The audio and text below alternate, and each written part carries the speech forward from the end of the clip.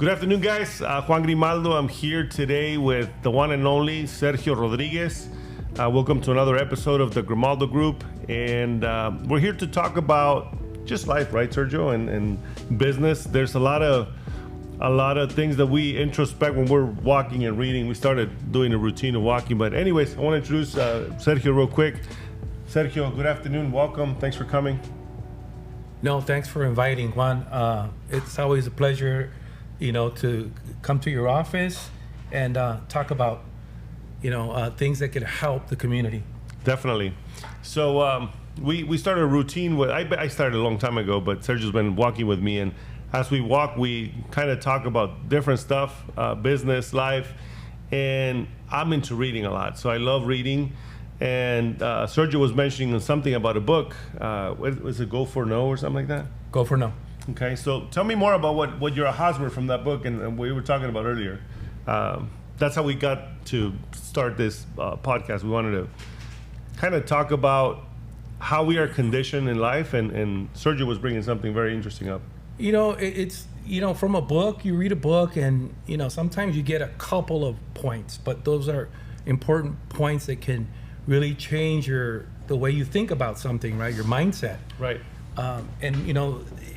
One of the things that I got from that is the way we think about failure. Okay. Right? How do you think about failure? Like something bad, right? Yeah, something bad. Like, okay, you know what? If I mess up, it's over. It's almost like it's over, and you're never going to be able to fix it, or you're never going to be able to succeed. Right. Right? On a one occurrence. And this book talks about, the way we're born and how over the years we get conditioned on seeing failure as a bad thing, like as an end all be all, like it's over, right? And they talk about when you're a kid, they talk about a kid in the book where he asks for a cookie. Okay. Mom says no. Then he asks again, I want a cookie. Mom says no. Right? And it talks about, as kids, we're built to keep going, right? Keep asking. We were born wild. Born wild. Was that a good assessment, right? That's a good assessment, right? Until the story ends where the mom says, you know what, after 5 tries, here's the cookie. So, it's interesting, right? That when we grow up, we get unconditioned from the way we were born, right? We were born to keep asking. Definitely. Actually, I have a story for that. My daughter, she was probably, let's say, maybe about 10 years ago. So she probably was she was like 12, 13 years old. And we went to the mall, and a couple of her cousins were with her. And I overheard them because the moms were inside the stores shopping, and I stood outside with them. We were by a fountain, and I was sitting, and I was, turned this way, and they were talking to each other. And my daughter's like, listen, if you whine and whine and whine, they'll buy it for you. I mean, she knew that that's it. And again, she was born with that, but she didn't give up, and she's still like that. She's 20. She'll be 20 years old this year. She's 19 right now.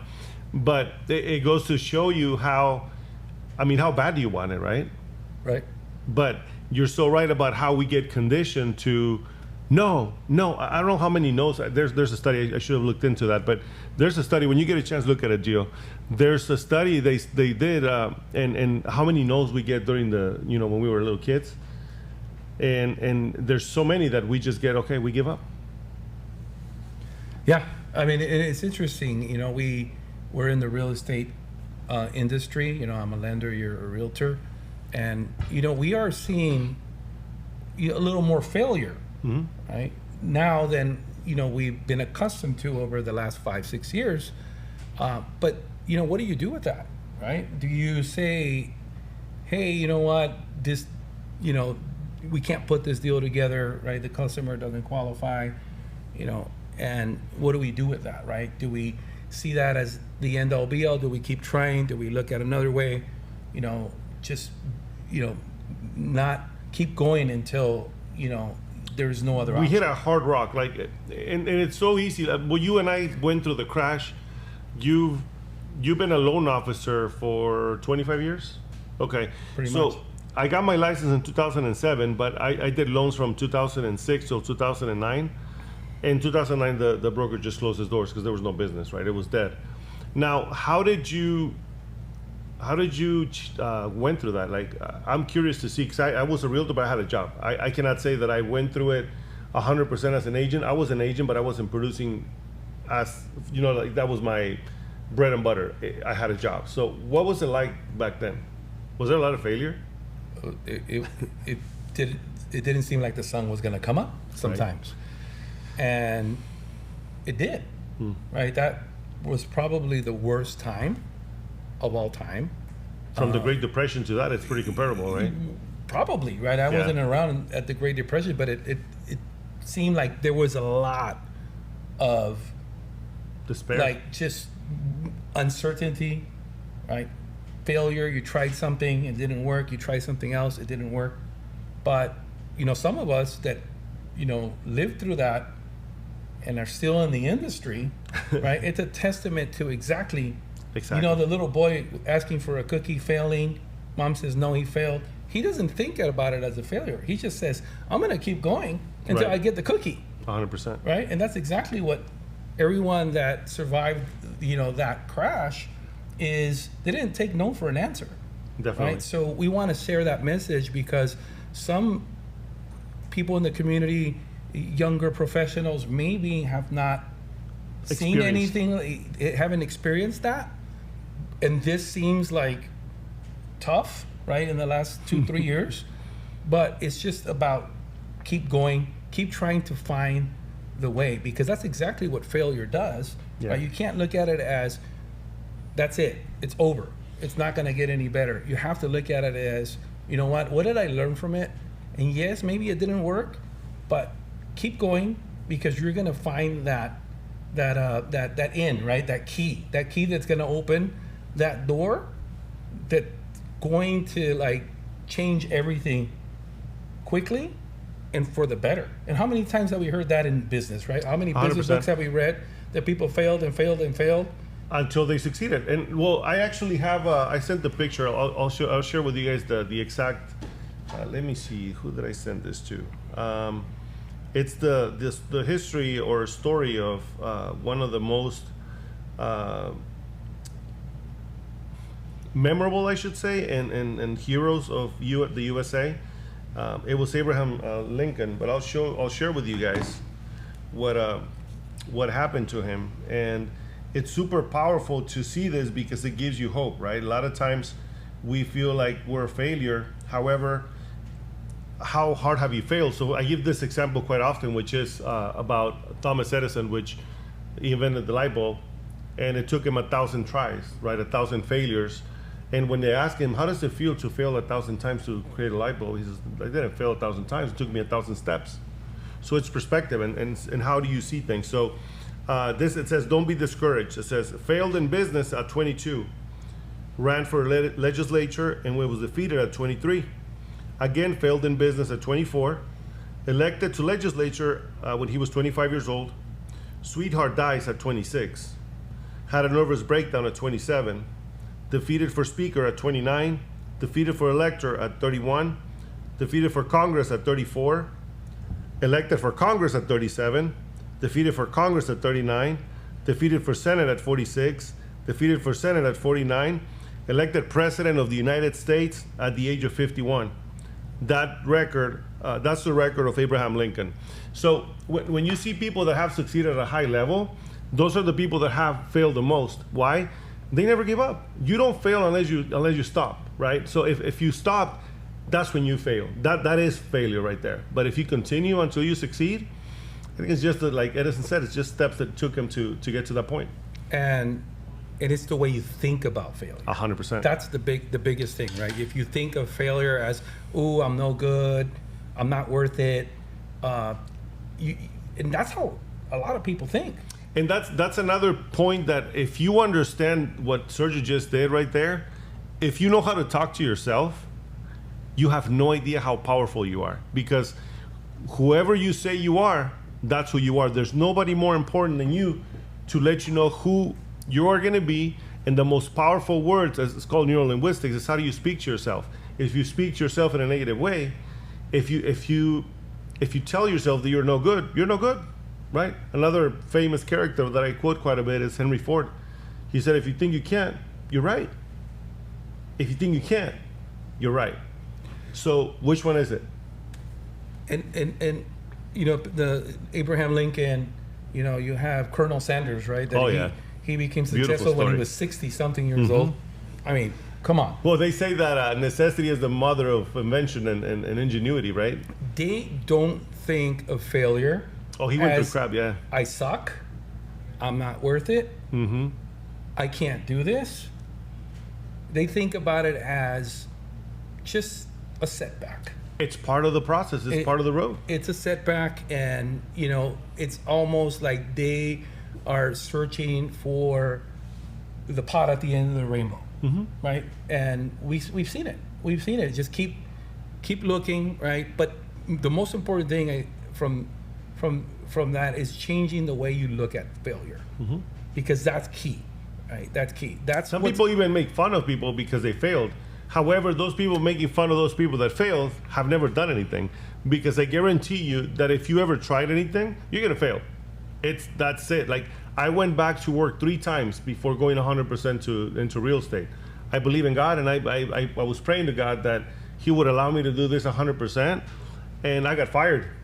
And I says, I got the message, and I never looked back. For real, like if you go, I went back 3 times to work because I was scared. And I consider those steps to getting in. I was getting my feet wet. I'm like, it's too cold. Getting my feet wet, and then God says, you know what? He kicked me in the butt, threw me in the water. You're wet. Get in there. And it was, if you think about it in retrospect, like, I asked myself, how did I do it? I had 3 kids. Thank God we had a car that we paid for. After the crash, we were basically stripped naked. Like, we were basically completely wiped out. We lost everything we had. We started from crash. We hit rock bottom. However, that wasn't the end. And never stopped looking at things in a negative way. Instead, I said, you know what? I lost everything. I don't have anything dragging me down. Let's go. Boom. And I'm not going to say we're on the top of the mountain, but we climb every single day. And every single time that we climb is just a little more, a little more. You know, in this book, talks about as well is, you know, in a way, you know, in a little, they spin it a little different, but this is the way I'm going to explain. This is the way I understood it. Okay. Is the fact, if you're not failing, I'm trying hard. You're not growing. Yeah, you're not growing. You're not growing, because some people, and we know, we've seen it, right, all around us, where people say, you know what, I'm good. It's comfort. I have one house, I'm good, right? Because and it's paid for. Because, you know, they find a success, and it is successful to have one home. That's great, right? And they don't want to try to grow it, right? Because they feel afraid to fail. Right. Right. But when people don't fail, they're not growing. They're not growing. You're not growing you're not getting to the next level. If you're not uncomfortable, you're growing. And we recently talked about this too, where, you know, the lobsters, in order for them to grow, they have to remove their crust. Otherwise, they can't grow. So now they become exposed, and any other animal is going to eat it, right? So they go and they hide under a rock. They remove their shell, and then that's how they grow. There's no way for them to grow unless they remove that. And it's uncomfortable because they can be eaten at that point. So sometimes you have to get stripped naked to be able to grow, and it's okay. Like, you know, like, I don't have anything holding me back. Now, what excuse do I have, right? So I think it's important to emphasize the fact that failure is part of success.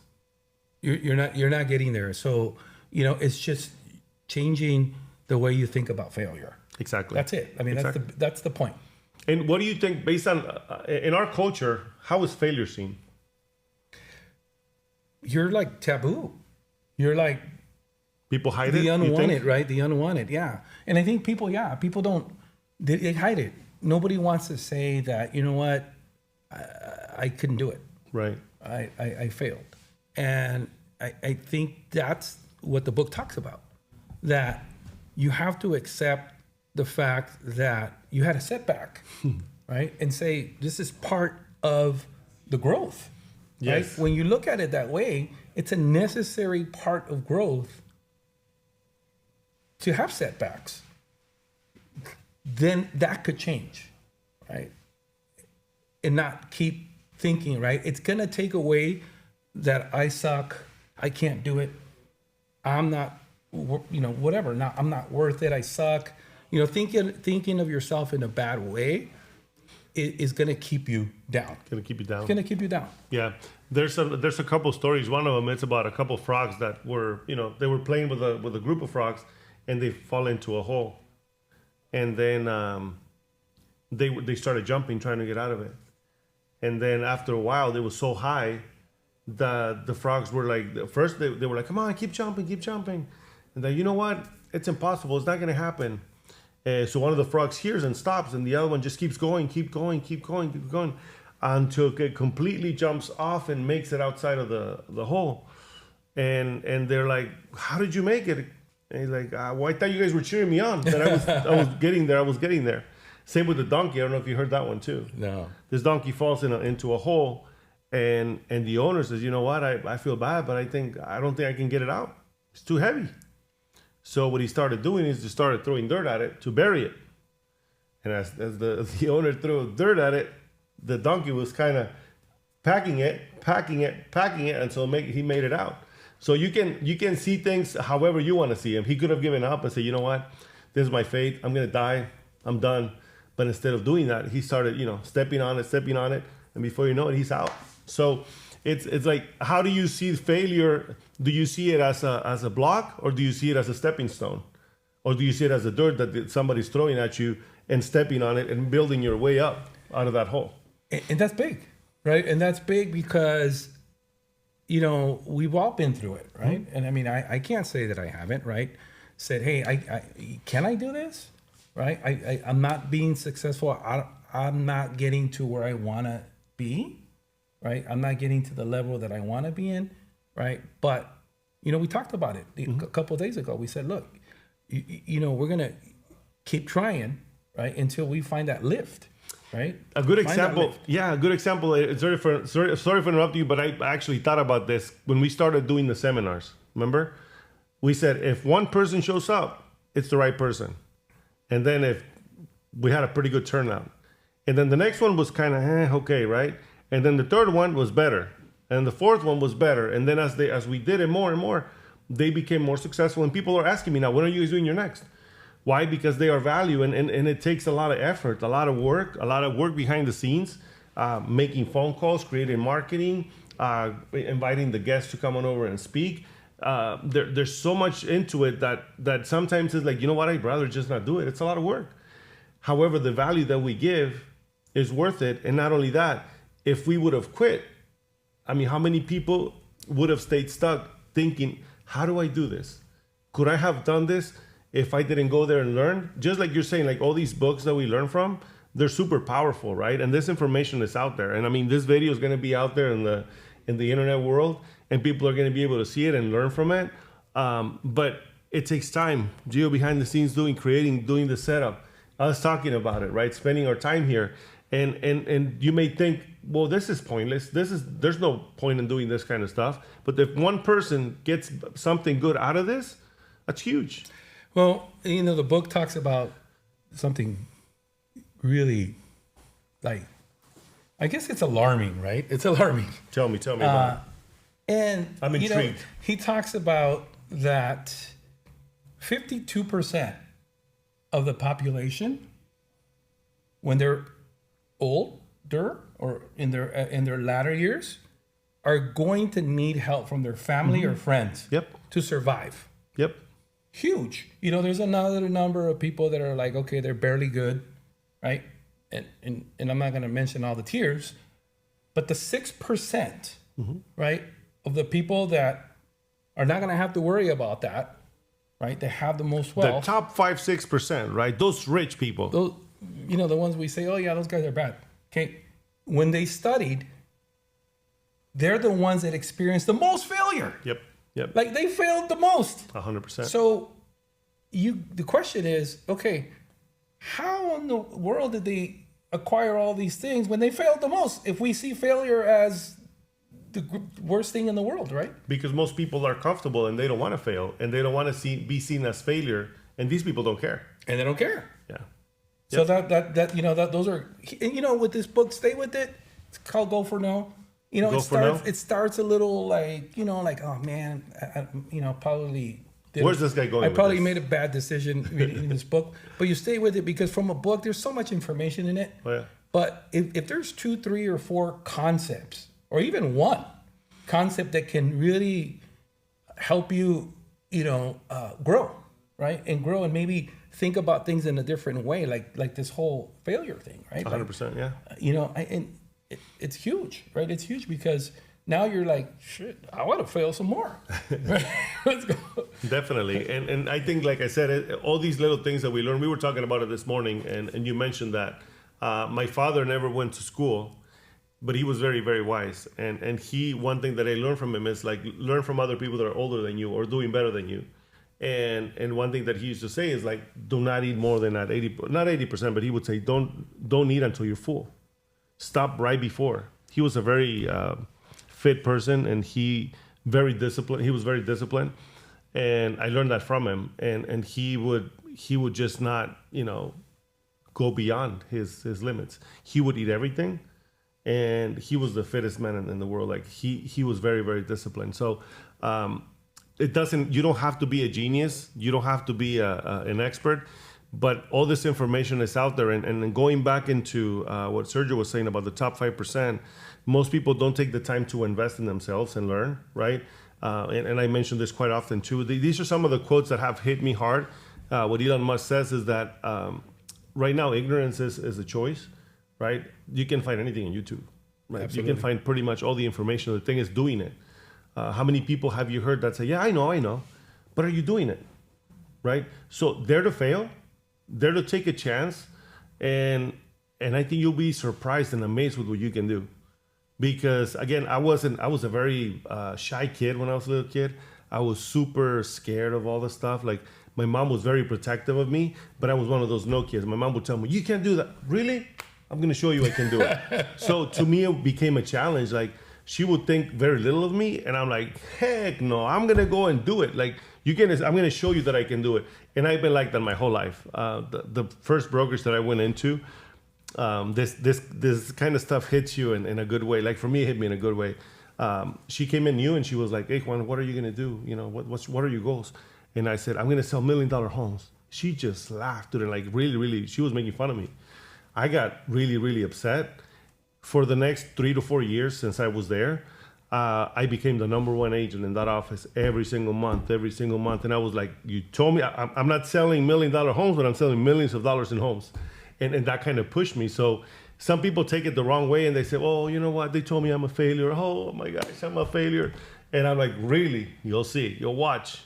I'm going to go and do it now that you freaking challenged me. That's awesome. But going back to your dad and the way he used to talk about not eating until you're full. Well, who said that? That was the concept that Confucius came And it was with, an old, a few thousand-year-old concept. Oh, yeah. 2,500 years old. I mean, this is thousands of years old, right? Confucius was one of the things that he taught, and it's still practiced in. It's still practiced in Japan. Oh, Japan. Where people live. In that area of Japan, they live 100 years plus. They have one of the blue zones where the it's a blue zone, right? Yeah, that's awesome. Because they practice this Confucius concept of, don't eat until you're full, right? Yeah. And we've heard that before. So your dad, he was thinking like Confucius for sure. He was very wise. So and again, you don't have to go to school to learn these things, but you have to look for them because they're out there, right? Absolutely. Awesome, Sergio. Well, right. Anything else you want to share on that book? I mean, we thought it was a good topic to touch on. And same thing with real estate. Right now, people are scared. They're like, I don't want to get in. Well, this is the best time to get into real estate. When people are scared, says Warren Buffett, be greedy. You be greedy. And when people are greedy, be scared. Yeah, so this is the best time to get in, guys. You're going to look back in 5 years and say, man, I should have gotten in there right now. But give us a call. It's always a great time to invest in real estate. If I show you a graph from 1950s until now, the property values have never dropped except in 2008, but they're back up. So if you wait enough, it's a long game, 5-10 year horizon. there's always opportunity in real estate, and we're here to help. All right. Thank you guys for joining. Thank you, Sergio, for coming. All right. Have a good day. Take care.